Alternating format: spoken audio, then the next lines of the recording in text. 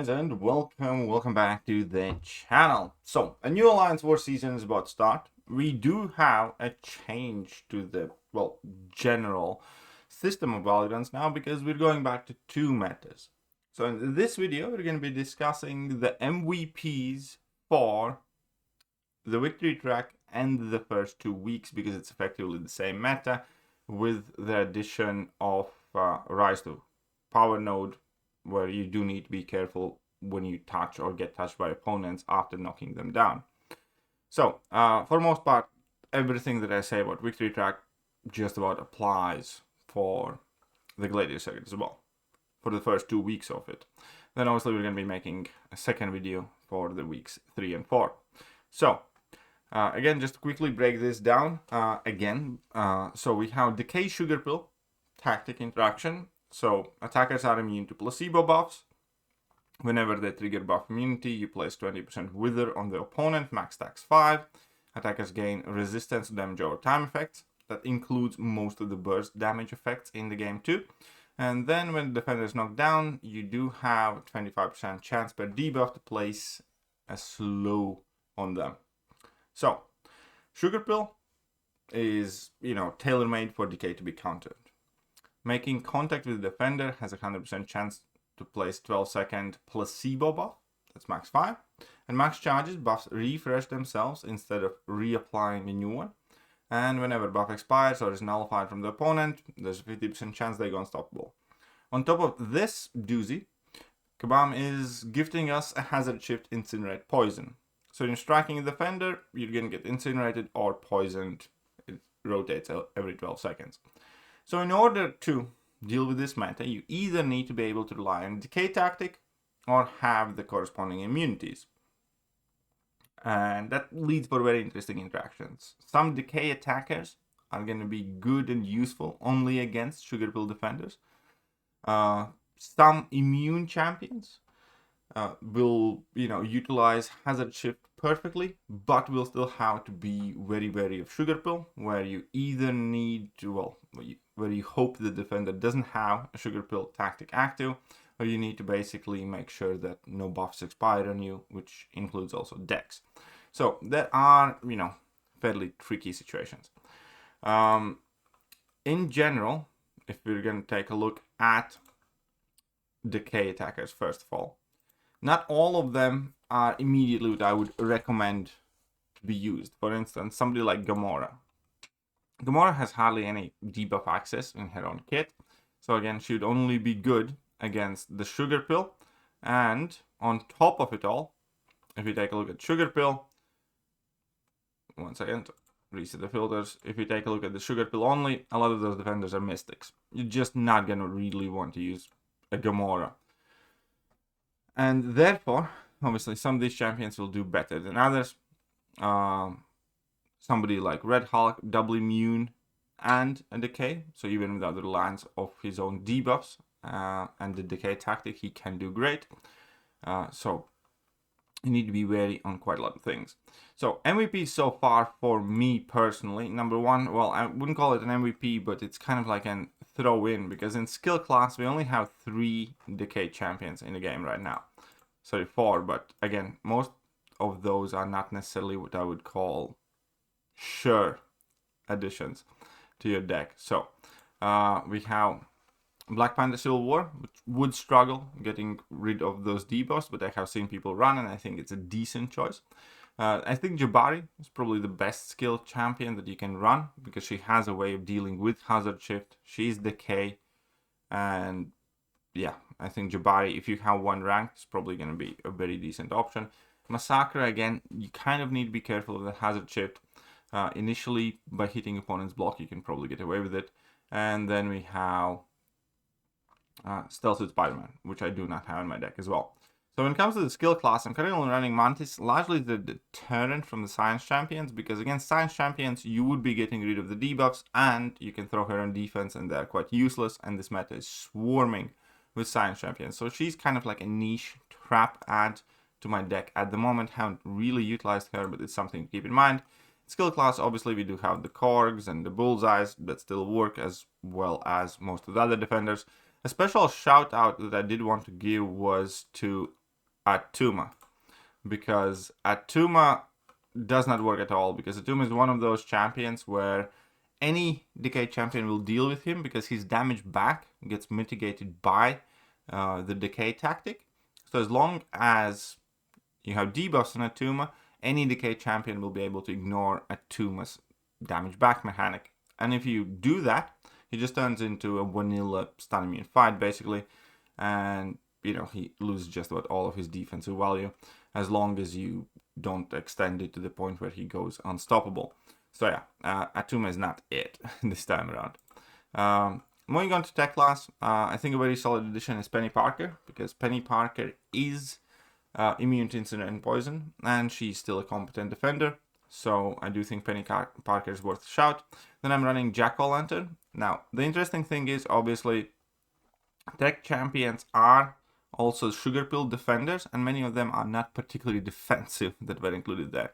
So what you want here from the classes that sugar pill extends to, like Mystic and like tech, is some sort of offensive usability, as well as the fact that they have the defensive tactic can make them harder to fight against because of sugar pill and unstoppable. So Jack kind of fulfills that role. If opponent does not have tactic attackers, you can throw him on defense, and they can potentially struggle, or they have to be very careful. So in round 3, he can work out as a defender, but obviously he's also incinerate immune, so you can use him as an attacker. He is nowhere near as dominant as he was in the previous meta though. Similar reasons I'm running Omega Sentinel. Omega Sentinel is, pseudo poison immune, she can still be usable, and you do need somebody to answer those threats from Domino and a few other champions, especially from the mutant class. Warlock still works perfectly fine offensively, and obviously can work as a defender too whenever you catch the opponent. But the main idea is that, yeah, you can, parry heavy, and he's poison immune, and then when opponent's incinerated, you just parry and stack up your infections, and then you kind of unleash your level 2s. He's slightly slower than he normally is, but he's still a competent offensive champion, as well as has a meaning on defense. Arcade does quite well, because you can gain incinerate immunity quite easily, as well as you can gain your poison immunity. So you can use him as a double immune champion when you need offensively, and he holds a defensive value as well. So yeah, Arcade's quite good for this stuff. Then moving on, we have Domino. We're moving on to the mutant class. Domino is just purely defense. It is borderline impossible. It's very hard to use her offensively and retain any meaningful amount of health. It is borderline impossible. You can do it by parrying a ton and then dropping your level 2s and relying on the ability accuracy reduction to kind of save yourself a little bit. But yeah, she's just there to be a defensive threat. If you do end up drafting her and opponent does not have appropriate answer, she's obviously going to give you the guaranteed win. But, be wary of it. Now, Bishop is a champion that can be used defensively, because you can get those incinerates on you, and then you are going to be dealing damage to the opponent as you build to level 2. Once you're there, just parry a bunch and hope that level 2 kills, basically. But he has, limited use. The best working mutant offensively, the 2 best working mutants offensively, are the 2 best mutants in the game, and that is Onslaught and Mr. Sinister, both of whom should absolutely be staples. Onslaught effectively ramps up much faster as soon as you get that incinerate on you, and you take no damage from it. And that means you do not need level 1. You can just go straight to level 2, slow play it in the poison phase, do throw that heavy attack in order to pause your neuroshocks like once, and then just drop level 2 and they'll die. And Mr. Sinister, obviously again, you can play with very few hits, meaning you will get very few hazard shift debuffs on you, but you only do that initially. Once you drop and charge your first heavy attack and gain that vicious passive and start gaining those bleeds, you can be very aggro, get a ton of hazard shift debuffs on you, and throw those back at opponent, turning them into degens. So he works. And obviously both of these champions have plenty of defensive value, so these would be up in the MVP list. Silk and Science class in general we're going to talk about in a bit, but Silk is one of the better attackers here. Obviously, she's still getting held down by Inequity Mastery quite a bit, but overall, Silk has been one of the most reliable draft picks because she is a Decay Attacker.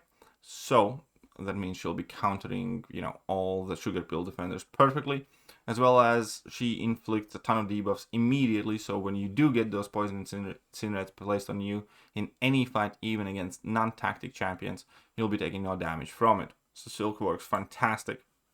Luke Cage, same thing. He works phenomenal against tactic and non-tactic champions, so he has been one of those safe draft options. Photon is exceptional on attack, especially against tactic defenders, because she ramps up significantly faster and she's able to close out fights much better, as well as retains, much of her defensive threat, especially because she's switching off willpower, and there are plenty of champions, plenty of matchups where opponents kind of rely on having that willpower heal to deal with the hazard chip debuffs, and Photon takes that away. So, chip damage kind of occurs quite a bit. And then we have Void. Void's primarily here as defender. Obviously, he is, in fact, Incinerate immune, and he is a Decay attacker. But he has a ton of defensive potential as well. Because either way, if opponent is or is not tactic, they are going to be getting debuffs on themselves. And just because of that, Void's going to be dealing damage to them. So you can get some borderline guaranteed results out of Void in most situations. Then I want to talk about more Science Champions, because obviously many of them are Decay, and even if they are not Decay, we would see them having the abilities to deal with a tactic. So Red Hulk, I think, is going to be very solid. I do think, Spider-Gwen can maybe work, but Spider-Ham is a very, very solid add as well. Hulk is doing fine. I wouldn't call him an MVP, but he's doing decently well. Titania, she's doing, reasonably well as well. And in general, you're going to be running quite a lot of Science Champions. I think currently in my deck, I have about 10 of them. But even if you're not running Decay Champions, there are plenty more that, have the abilities to deal with some parts of these nodes, even like Human Torch. So a lot of Science Champions kind of work. Kind of depends who you have ranked up, because many of them hold sport either poison immunity or incinerate immunity, or both in some cases. But yeah, Science class is kind of the strongest class in this entire equation. Then moving on to Mystics, not too many Mystics have been doing great for me, which is directly leading to the fact that Serpent is much bigger threat. Kushala is by far the best Mystic, I would say, that we have, because she's incinerate immune. And you can kind of slow play her poison phase, and she will be, just as effective. You do need to be careful when using her, obviously, against the Sugar Pill defenders, because they will get that passive unstoppable whenever you dex and stuff. But she's the one that, you can use to deal with Serpent and bypass hazard shit and stuff. Werewolf Knight actually is quite solid, especially right now, because full moon's still on. But in general, Werewolf works primarily by striking opponent's block, and that means you're safe from hazard shift. And also, whilst you're striking opponent's block, even if you do have that Dex Mastery on, the buff's not expiring, and the Sugar Pill's not gonna trigger immediately. On top of it all, poisons on Werewolf suffer 90% duration, so you basically get to do them very, very fast, to the point where they do not do too much damage, especially in combination of Inequity and Willpower. So he can work okay. You can use him in generic fights as well. And there's not too many of those. And he's a Sugar Pill champion, which means that if opponent is going up against Werewolf without a Tactic Attacker, they'll be having a fairly hard time. But again, the Tactic Attackers, Tactic Defenders are actually significantly less important in this meta than many people would think, just because typically there will be 50,000 Science Decay Attackers running around, and most of the time they will have counters to these. And Enchantress. The reason why Enchantress actually gets special shout out is obviously because she's entirely defensive, and she isn't a Sugar Pill champion. That means that the Decay Attackers will not get those withers placed on her, and will not get that immediate hazard shift protection. And even despite all that, she can still be absolute nightmare to fight with. So Enchantress has been working very well for me too. Now moving on to the Cosmic class, we have Daddy Thanos, because Daddy Thanos is both listed as Decay and Sugar Pill. So he's going to be good offensively and defensively. And yeah, he's just a massive stall. I don't think I have seen anybody getting him down faster than 70, 80 seconds. I think Kushala is the only champion that can do that. I had one 60 or 50 some second fight against Thanos, but for the most part, those massive protections that he gets, especially when he's at high sig, you know, just slow down people a ton. On top of that, unless they are using a tactic attacker, and you know, in general, also for the second Gladiator Circuit meta, that unstoppable is a significant threat. But even without that, yeah, Thanos is holding down the fort. So he's usable both offensively and defensively. Then you have Serpent. Serpent is, again, exceptionally dangerous in this meta because there's just not too many great options against him. Like, most of your good counters will struggle with Color Shift. And that's making it, you know, fairly tricky to deal with this guy. And on top of it all, somehow, he is also listed as a Decay champion, if I'm not mistaken. So he can be used defensively too, if need be. And the last one is Medusa. Now, Medusa is Decay, so she will be, you know, getting the benefits from that node. And on top of it all, she has defensive value, and she has her own debuffs, and she's poison immune. So she has been doing amazing. So, now let's go over my current deck. Again, I will be making some changes. For instance, I'm considering of taking my Jabari Panther to rank 2 for this. Potentially add Crossbones as well, because there are some classes that really do not do too well. Again, as I said, Mantis is currently there as a potential trap option, but it hasn't been necessarily working great so far. Then we have Science. I have like 10 Science in my deck at the moment. I might reduce that number by 1 or 2, but for most part, you can see what I'm running. Morbius hasn't been doing the greatest so far, even though he should, which is something I count on him. Quicksilver is decent. Unfortunately, I'm running 6-star Void and 6-star Neferi as well. So those are the Science options that I have currently in my deck. Then the Mutants. It's effectively Domino for a catch defense. Then Bishop, Onslaught, and Sinister. Then we just have literally the 3 Cosmic Champions that are listed. For tech champions, we have Prowler as well, which I'm probably going to take it out because 6-star, if I had 7-star rank 3, I might keep him. And other than that, basically the champions that are listed. And Purgatory is an experiment. I have not managed to get good results out of her so far because she is Incinerate immune, she's not poison immune. MVP so far. Number 1 is definitely Kushala. Kushala is just like an auto draft. She just, you know, deals with fights that not many other champions can right now. Then in tech class, I'd probably say Warlock has been the MVP because of, you know, his reliability, ability to keep opponents in check and just kind of like slow playing through it. But tech class hasn't been the greatest for me thus far. In Cosmic class, Thanos and Serpent are MVP defenders. Medusa is an MVP attacker. I will add Deadpool X-Force to this one because I did recently take him to rank 3. He is a Decay attacker, but you do have to kind of spam heavy attacks to make sure that you have debuffs on the opponent. But yeah, I will be running Deadpool X-Force.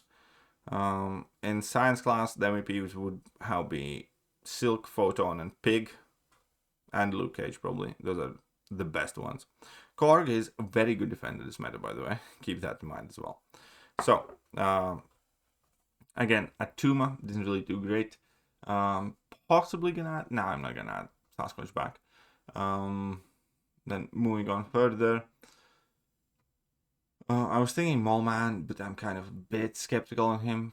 Potentially might add Moleman because you can kind of use him offensively, where you effectively ramp yourself up, get to 2.5 bars of power, and then try to nuke the defender down fast, but you know, you'd still lose some health. Nick Fury has been quite good, so might end up trying to add him. Who else do we have here that could potentially work out quite well, besides the Jabari Panther that I mentioned, and the Deadpool X-Force that's going to go in the deck immediately. yeah, that's just what it's a bit tricky. Like, Kingpin can work because of hazard shift, but sugar pills can hinder him, and he's not out as a 7-star. So there are definitely more options, but this is my current deck. I haven't tested everything. I did as much as I could in off season. This deck will inevitably change as I climb through the victory track and get to the Gladiator circuit. So maybe a week in or so, I will post an update to the deck that I'm using, or maybe as I reach Gladiator circuit, I'll post an update on that. But yeah, this is what I was currently working with. Not everything was working ideally, but overall I did quite well. So, hope this video was helpful, and I will catch you guys soon. Bye-bye. Hello there guys, and welcome back to the channel. So we have all the information about the next